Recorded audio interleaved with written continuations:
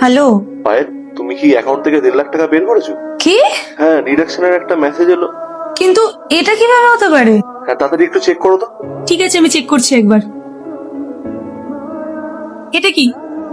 কিছু জিজ্ঞেস করছি আমি তোমাকে, এটা কি?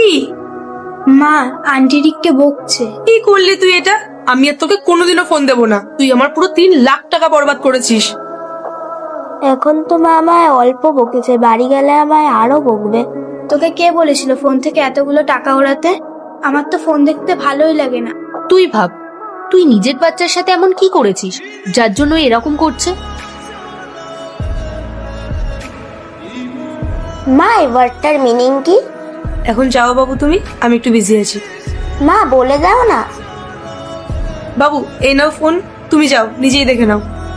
বাবা মারা বাচ্চাদের সামনে ঠিক যেমনটা করবে, বাচ্চারাও ঠিক সেরকমটাই শিখবে।